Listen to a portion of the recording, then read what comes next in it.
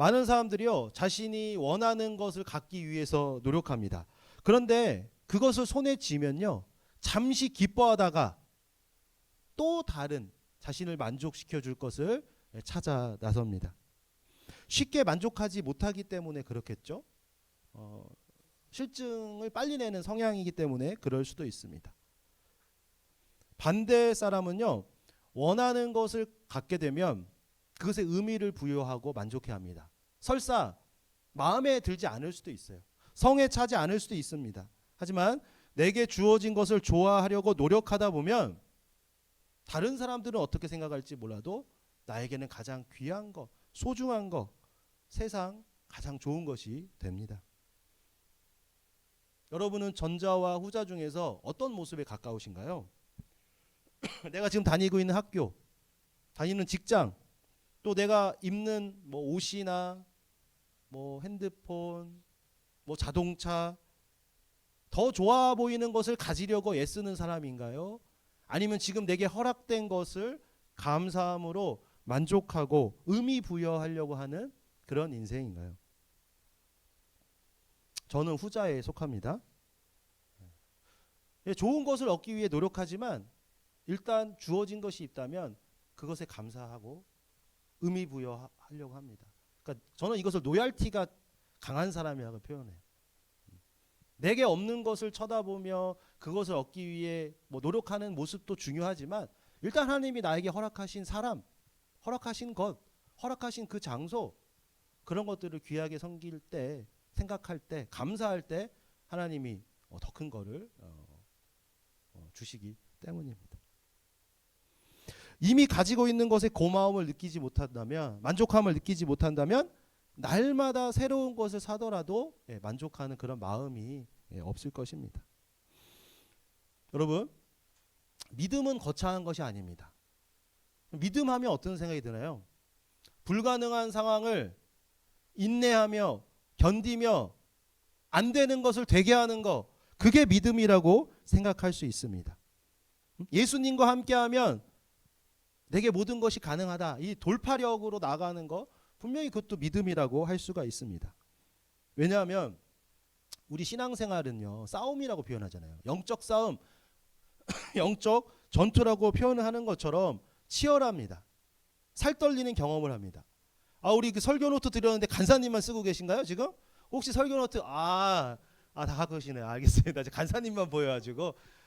여러분, 근데 제가 드리는 말씀은 설교 노트 쓰신다고 계속 그것만 쓰고 계지 마세요. 그러면 설교에 집중을 못하니까 들으시다가 뭐 좀 마음에 와닿거나 은혜되는 부분이 있다면 한두 줄 정도 적으시면 됩니다. 우리 간사님 생일을 또 맞이하셨는데 축하드립니다. 그래서 우리 신앙생활이 영적 싸움, 영적 전투라고 하잖아요. 그래서 치열합니다. 살 떨리는 경험을 하긴 또 해요. 그래서 불가능을 믿음으로 이겨내겠다는, 인내로 버티겠다는 그런 돌파하는 그런 믿음이 분명히 필요합니다. 그리고요, 믿음의 다른 쪽은요, 이미 주어진 것을 소중하게 여기는 마음, 크고 작은 일에 있어서 하나님께 감사하고 동료들에게 고마움을 표현하는 그 마음도 믿음이에요. 이거는 감사력이라고 할 수 있습니다. 그러니까 믿음에는 여러 가지 정의를 할 수 있겠지만 돌파하는 믿음이 있고 또 감사하는 믿음이 있습니다. 여러분의 믿음의 모습은 어떤가요? 영적인 파워, 영적인 힘이 있어서 주님과 함께 어려운 상황을 돌파하는 그 돌파력의 믿음인가요? 나는 그건 좀 약하지만 하나님께서 주신 것을 감사하고 만족함으로 의미를 부여해서 하나님의 은혜를 체험하는 그 감사하는 그 감사력의 그리스도인인가요? 둘의 균형을 이루는 것이 중요합니다. 어느 한쪽으로만 치우치면요, 온전한 믿음이 될 수 없어요. 감사하는 믿음만 있다, 돌파는 못해, 나약한 그리스도인으로 비춰질 수가 있습니다. 반대로 돌파하는 믿음만 있으면 어때요? 다른 사람들한테, 그렇죠, 겸손함이 없는 그런 그리스도인으로 보일 수밖에 없는 거죠. 그래서 돌파력의 믿음, 감사력의 믿음, 이 균형을 우리가 맞춰야 할 것입니다. 오늘 본문을 보면요, 예수님께 치유받은 10명의 나병 환자의 얘기가 나옵니다. 여러분, 지금은 나병을 치료할 수 있어요, 이제. 그리고 전염이 안 된다는 걸 우리가 알고 있습니다. 그래서 나병을 그렇게 이제 무서워하는 질병이 아니죠. 하지만 과거에 특별히 이 이스라엘 같은 나라에서는요, 이 나병이 걸리면 신에게 저주를 받았다 이렇게 생각을 했습니다. 그래서 격리를 시킨 거죠. 죽을 때까지 이제 격리를 시켰습니다. 그러니까 신의 저주를 받았으니까 뭐 코가 떨어지고 귀가 하나 떨어지고 뭐 손가락이 없어지고 그러한 저주를 받았다고 생각한 거죠. 그런데 이 나병 환자가요, 길을 가다가 예수님을 만나게 된 겁니다. 근데 소문은 들은 거죠. 아, 예수님께 나아가면 질병이 치유될 수 있다는 소문을 듣고 예수님께 나아가 고쳐달라고 했습니다. 10명 다 고침을 받았어요. 근데 이후에 벌어진 일이 되게 중요합니다. 우리 17절과 18절 말씀인데 17절은 우리 형제가 한번 읽어주시고 18절은 자매가 읽겠습니다. 시작. 예수께서 대답하여 이르시되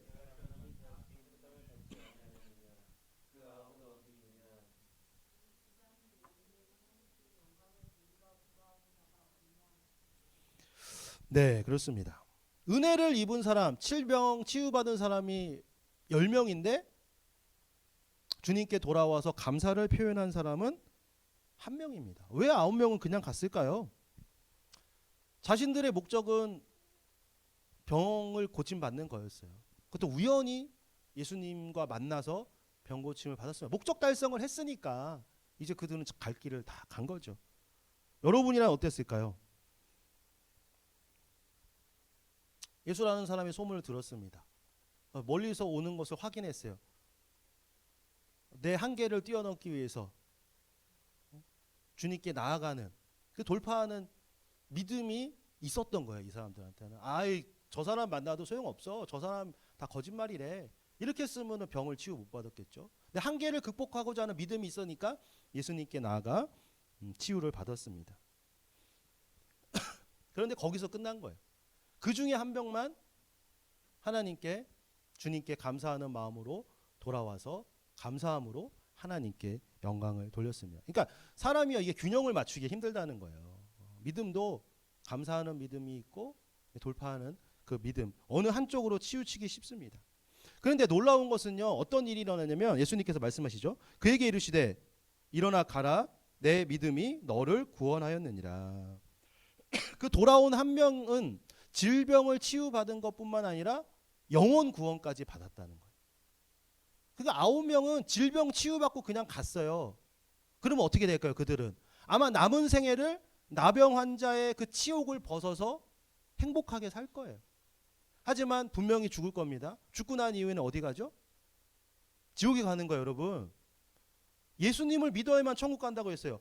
내가 길이요 진리요 생명이니 나를 말미암지 않고는 아버지께로 올 자가 없느니라. 하나님 나라에 가려면 예수님 통과해야 되는 거예요. 예수님을 붙들어야 되는 거예요. 근데 그 9명은 질병을 치유받았지만 예수님을 붙들지 못해서 구원까지는 못 받는, 분명히 지옥에 갈 거예요. 하지만 이 1명은 예수님께 나와서 질병 치유 플러스 영혼 구원까지 받게 된 것입니다.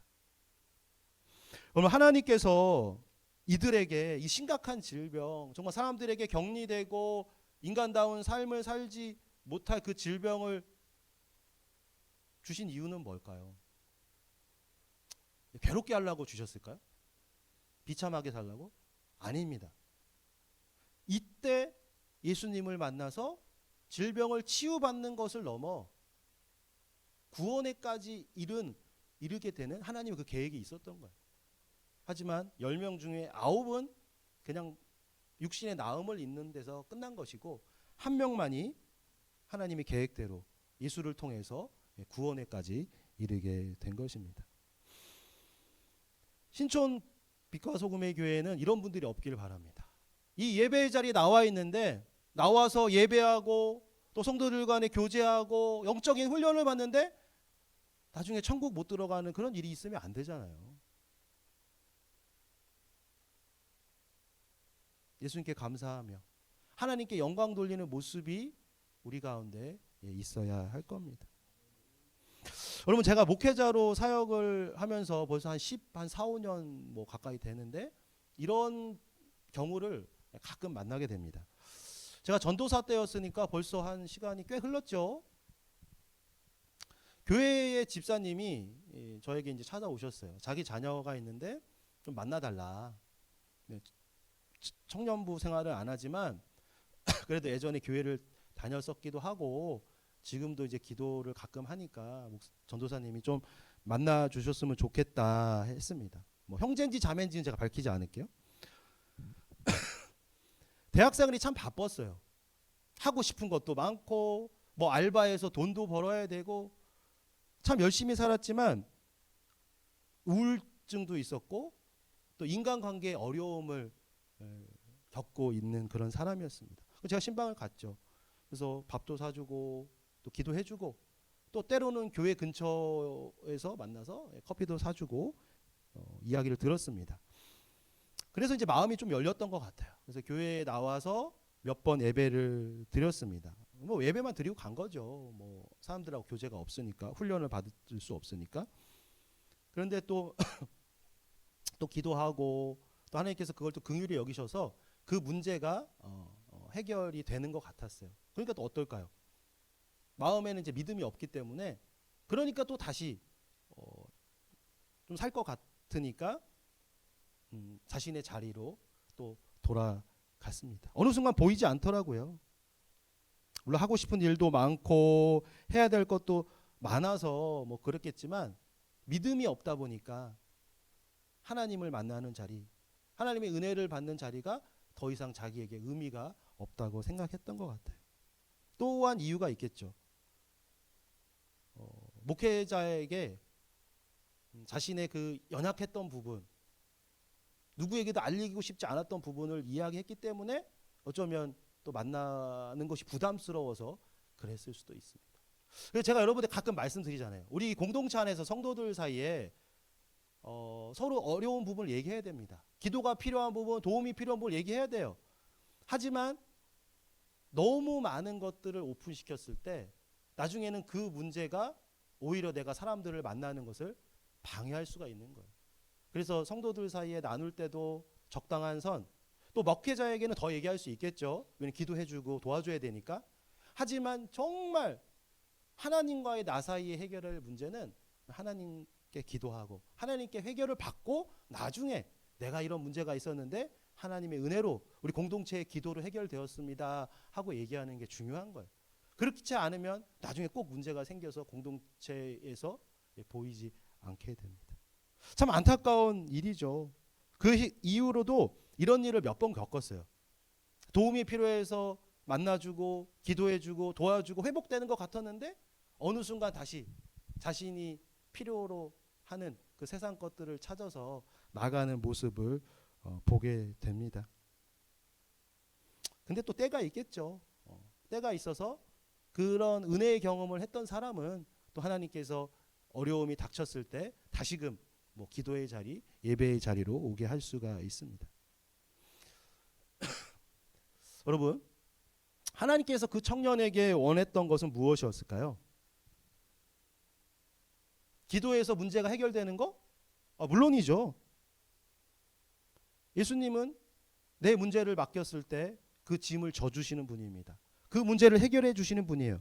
그런데 더 중요한 것은요, 이런 상황을 통해서 당신을 만나기를 원하신다는 거예요. 그 나병 환자가 예수님을 메시아로 만날 수 있는 건 딱 그 한 번뿐이었어요. 나병을 치유받는 그 순간. 마찬가지예요. 우리에게 큰 문제가 닥칠 때 내 힘으로 해결할 수 없고 아무도 도와줄 수 없을 때, 죽고 싶을 때, 그거는 주님이 나를 만나기 위한 순간입니다. 사인이에요. 그때 주님께 나와서 또 우리 동역자들의 기도로, 위로로, 격려로 그 문제를 해결해야지만이 그 주님을 만날 수가 있는 거죠. 힘든 상황이 아니었으면 절대로 교회에 나오지 않을 거기 때문에 하나님께서 그러한 문제를 통해서 만나기를 계획하신 겁니다. 이것을 기회로 예수님께 가까워지는 인생, 예수님께 접붙임할 수 있는 기회였는데 놓치고 마는 경우가 있다는 거예요. 고난이 해결되자마자, 문제가 해결되자마자 자신의 살 길을 찾아 떠난 그 9명의 나병 환자의 이야기가 지금도 계속해서 우리 옆에서 일어나고 있습니다. 성경에 있는 얘기가요. 과거 2000년 전, 3000년 전 얘기가 아니에요. 지금도 반복되고 있는 얘기예요. 모양만 다를 뿐이지, 내용만 다를 뿐이지 반복되고 있습니다. 나는 포도나무요 너희는 가지라. 그가 내 안에 내가 그 안에 거하면 사람이 열매를 많이 맺나니 나를 떠나서는 너희가 아무것도 할 수 없습니다. 요한복음 15장 5절의 말씀입니다. 우리 2024년 주제 말씀이에요. 제가 현수막을 뭐 이제 내일 다음 주에 걸 건데 2024년 주제는요. 한 걸음 한 걸음 주 예수와 함께. 포도나무이신 예수님, 우리는 포도나무 가지입니다. 이 가지가 포도나무에 붙어 있지 않으면 열매도 맺을 수 없을 뿐만 아니라 말라 죽을 수밖에 없죠. 다르게 표현하면 뭐예요? 사단의 공격에 무방비로 노출돼서 믿음을 잃어버릴 수 있다는 거예요. 게을러지고 나태해지고 위축되고 낙심되고 욕망에 불타고 이기적이고 분내고 이런 이유가 뭔가요? 이런 옛사람의 모습이 우리에게 계속 나타나는 이유, 예수님께 붙어있지 않기 때문에 그래요. 세상에 붙어있기 때문입니다. 저 이렇게 표현하죠. 예수님 한 발, 세상 한 발. 교회 한 발, 세상 한 발. 성령 충만하지 않기 때문입니다. 저희가 예배소서 말씀을 살펴보고 있었습니다. 이제 한 2주 정도 남은 것 같아요. 이제 2주 정도 살펴보면 끝날 것 같은데, 그동안 예배소서 말씀을 통해서 강조했던 것이 바로 성령 충만입니다. 예수 그리스도 안에서 우리는 하나님의 은혜를 입었어요. 예수 그리스도 안에서 부르심을 받았습니다. 예수 그리스도 안에서 복을 누립니다. 다르게 표현하면 성령님과 함께 하면서 우리가 믿음의 삶을 살 수가 있는 거죠. 사단의 지배를 받거나 옛사람의 지배를 받는 것이 아니라 성령의 지배를 받는 자가 되어야 됩니다. 그러려면 포도나무이신 예수님께 붙어 있어야 됩니다. 우리가 이것을 내년에는 우리가 이제 에베소서 말씀 끝나면 다시 사무엘 하의 말씀을 볼 거예요. 그 사무엘 하의 말씀을 강의하면서 계속해서 또 강조하도록 하겠습니다. 우리 사랑하는 빛과 소금의 교회 형제자매 여러분, 내 인생의 문제, 내 인생의 위기는 주님을 만날 수 있는 기회입니다. 인격적으로 만날 수 있는 기회예요. 제가 말씀드렸죠. 그냥 얼굴만 아는 주님이 아니라 그 주님의 사랑을 느끼고, 그렇죠? 내가 또 주님을 사랑하고 주님과 대화하고 주님과 교제하고 그런 인격적 교제를 해야 된다는 거죠.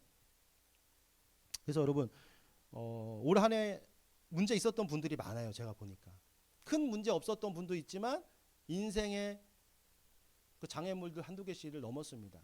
어쩌보면 그 장애물을 넘으면서 이탈하지 않았잖아요. 여러분들이 믿음이 성장했다는 거예요. 장애물을 넘으려고 하다가 이탈해버렸으면 또 몇 년 기다려야 되는데 그 장애물을 뛰어넘고 이 자리에 있다는 것은 주님을 인격적으로 만나고 믿음이 성장했다는 거죠. 그 이유가 뭔가요? 여러분에게 어떠한 신령한 능력이 있어서 그런 게 아니라 예배하면서 또 교제하면서 훈련받으면서 성령의 지배, 성령의 이끄심을 받는 그리스도인으로 변화됐기 때문입니다. 여러분, 믿음이 자라지 않는 것처럼 보일 수도 있어요. 저는 제 딸이 자라지 않는 것처럼 보이는데 어느 순간 이렇게 옷을 보면 옷이 작아져 있고 신발이 작아져 있더라고요. 아, 잘하고 있구나. 여러분, 콩나물을 키울 때 키우신 분도 없죠, 별로. 콩나물 키울 때 콩나물 씨루에 물을 부어요. 그 물이 막 다 바닥으로 새. 아니, 콩나물 물을 이렇게 줘서 되나 하고 여러분 물에 담가 놓으면 썩어서 죽거든요. 뿌리면 다 물이 내려가요. 근데 물을 다 흘려보내는 것 같지만 그 콩나물은 그 물을 받아먹고 쑥쑥쑥 자라납니다. 마찬가지예요. 우리도 안 자라는 것 같지만 변화되는 거 아닌 것 같지만 그 문제의 상황 가운데 주님을 통해서 그 문제를 극복하고 이겨내면서 한 뼘씩 믿음이 자라고 있습니다. 그래서 여러분들 제가 볼 때 2023년 1월 달과 지금의 느낌이 달라요. 뭐 더 멋져지고 더 예뻐지고 그런 의미가 아니라 그리스도인으로서 더 단단해진 모습이 보이는 거예요. 더 매력적인 모습이 보입니다.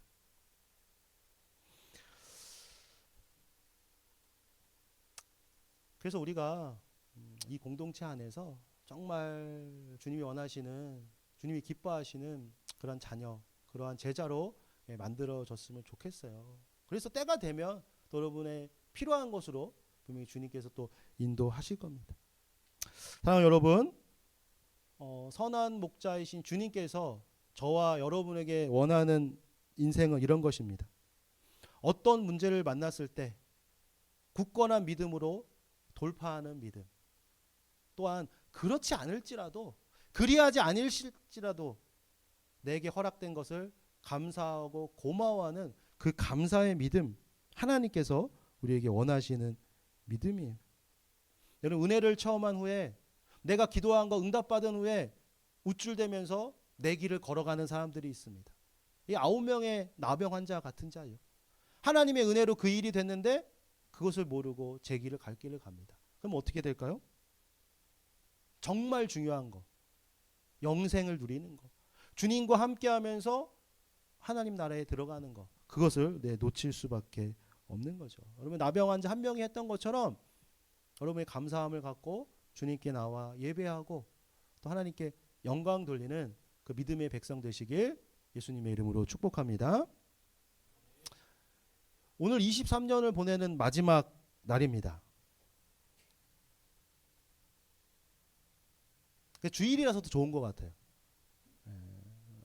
송구영신, 원래는 이제 주일이 아니었으면 제가 분명히 따로 송구영신을 준비해서 했을 텐데, 오늘 주일이니까 여기서 예배 드리고 우리 말씀 카드 뽑는 걸로 좀 마무리하시고, 여러분들 저녁 때는 사랑하는 가족들과 한 해를 좀 마무리했으면 좋겠습니다. 우리 뭐 만약에 오늘이 주일이 아니었으면 제가 송구영신 예배를 따로 또 드리자고 했을 건데, 이렇게 마무리하고 남은 시간은 좀 가족들과 좋은 시간을 보냈으면 좋겠어요.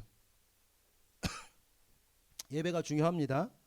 그 나병 환자 한 명이 마지막에 와서 감사하고 하나님께 영광 돌리는 거, 그게 지금 바로 우리가 드리는 예배예요. 한 해 동안 부어주신 은혜에 감사하며 이 자리에 나왔고, 또 한 주 동안 지켜주신 은혜에 감사하며 이 자리에 나왔습니다. 그래서 마음과 뜻과 정성을 다해서 드리는 이 예배가 바로 나병 환자 한 명이 드리는, 한 명이 보여준 그 모습이라는 거죠. 예배가 중요합니다. 나의 시간과 물질과 에너지를 쓰는 거잖아요. 누구에게 쓰는 건가요, 이거? 나를 위해서 쓰는 사람 아니죠, 지금. 이 자리에 나와야 뭐 콩고물 하나 떨어질 것 같아서 나온 사람 없잖아요. 그런 거 기대하지 않고 나의 주인이신 하나님, 나를 돌봐주신 하나님, 그 하나님께 감사함으로 내 시간과 물질과 에너지를 쓰고 있습니다. 그러면 하나님께서 그 예배를 기뻐 받으시고 또 우리에게 필요한 은혜를 공급해 주시고 또 세상 가운데 나가서 살 수가 있는 거죠. 우리 사랑하는 빗소의 가족들이 새해에도 예수님을 온전히 믿으시길 바랍니다. 그 믿음으로 또 삶의 현장에 나아가서 복음 전하고 또 그리스도의 향기로 빛과 소금으로 살아가시길 예수님의 이름으로 축복합니다.